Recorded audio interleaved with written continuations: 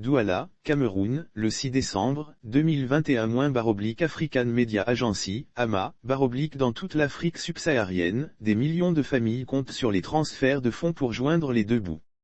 L'argent envoyé par les expatriés dans leur pays d'origine a été multiplié par 10 en 20 ans, 48 milliards de dollars US ont été transférés par les canaux officiels, soit nettement plus que les 31 milliards de dollars US que la région a reçus en investissements directs étrangers, ID. Au Lesotho, par exemple, les transferts de fonds représentent un quart du PIB national, tandis qu'au Sénégal et en Gambie, ils représentent respectivement 10% et 21% du PIB. Cependant, la propagation du Covid-19 a sérieusement menacé de paralyser ce filet de sécurité vitale. La pandémie a lourdement affecté les économies du continent, provoquant des pertes d'emplois massives dans des secteurs comme l'hôtellerie et la construction, qui traditionnellement dépendaient de la main-d'œuvre migrante.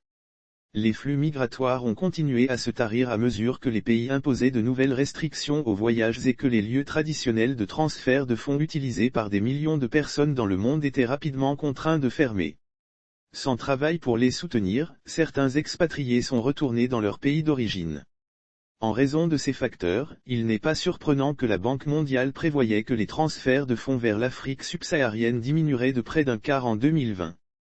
Toutefois, la réalité a montré une image très différente, les transferts d'argent vers la région se sont avérés remarquablement résilients, ne diminuant que de 12,5% en 2020, à 42 milliards de dollars US.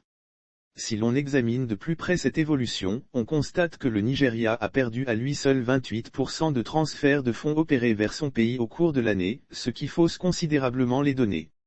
Hormis le Nigeria, les transferts de fonds en Afrique subsaharienne ont en réalité augmenté de 2,3%, soit 37% en Zambie, 16% au Mozambique, 9% au Kenya et 5% au Ghana. À l'approche de l'année 2021, la Banque mondiale prévoyait une augmentation de 2,6% des transferts de fonds en Afrique subsaharienne en 2021, pour atteindre 43 milliards de dollars US, et de 1,6% supplémentaire en 2022, pour atteindre 44 milliards de dollars US.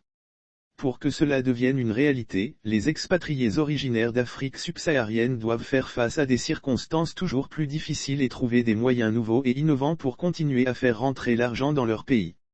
Par exemple, les difficultés persistantes rencontrées par tous les expatriés en Europe pour obtenir un permis de travail ont suscité une nouvelle tendance, de plus en plus de ressortissants d'Afrique subsaharienne recherchent des opportunités d'emploi sur leur propre continent. Alors que les migrants partout dans le monde entier tentent de se frayer un chemin, ils doivent également rester vigilants quant aux moyens actuels de transfert d'argent à l'étranger afin de s'assurer qu'ils maximisent leurs efforts pour envoyer de l'argent chez eux. De nombreux services facturent des frais cachés et élevés, ce qui peut rendre difficile l'envoi d'argent dans le pays d'origine. Il est plus coûteux d'envoyer de l'argent en Afrique subsaharienne que n'importe où ailleurs dans le monde, les frais s'élevant en moyenne à plus de 8%, plus du double de la cible de 3% fixée par l'objectif de développement durable. Cela s'explique en partie par le fait que, traditionnellement et souvent encore aujourd'hui, les envois de fonds reposent sur le dépôt et le retrait d'argent auprès d'un agent. Les services de mobile money, qui comptent près de 550 millions d'utilisateurs en Afrique subsaharienne, offrent des solutions nouvelles et améliorées, plus rentables pour les clients qui cherchent à réduire ces coûts. En Afrique de l'Ouest, les transferts d'argent via mobile money sont désormais soumis à des frais moyens de 1,6%, contre près de 7% pour les services traditionnels, selon la GSMA, un groupe de l'industrie téléphonique. Les frais de transaction par mobile money en Afrique de l'Est sont beaucoup plus élevés, à raison de 7,3% et 13,7% pour les transactions traditionnelles. Les transferts de fonds peuvent également être optimisés par la coopération entre les gouvernements africains. Le protocole de libre-échange à l'échelle du continent, la zone de libre-échange continentale africaine, AFCFTA, est devenu opérationnel cette année dans le but de faciliter les transactions entre les différentes devises et les différents pays. Les Africains qui cherchent à effectuer des transactions transfrontalières ont plus d'options que jamais à portée de main. Chez WorldRemit, service mondial de paiement numérique, nous veillons à ce que chaque transaction soit transparente et rapide afin de répondre au mieux aux besoins de nos clients. Par exemple, les clients de Tanzanie et du Rwanda peuvent désormais envoyer de l'argent à leurs familles et à leurs amis dans des dizaines de pays à l'étranger, et en recevoir également. À propos de WorldRemie est une des entreprises leaders dans le domaine des paiements internationaux et, avec Sendwave, nous faisons partie de Zepz, un groupe qui rassemble 2 marques mondiales de paiement.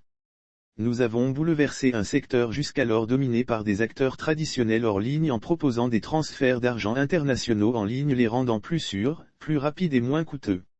L'entreprise qui emploie plus de 1200 personnes à travers le monde, opère actuellement depuis 50 pays pour des transferts de fonds vers 130 pays destinataires et est présente dans plus de 5000 couloirs de transfert d'argent dans le monde. Du côté des expéditeurs, WorldRemie est 100% numérique, sans espèces, pour une expérience simplifiée et une sécurité renforcée. Pour ceux qui reçoivent de l'argent, la société offre un large éventail d'options, notamment le dépôt bancaire, l'encaissement d'espèces, le rechargement de temps d'antenne mobile et l'argent mobile.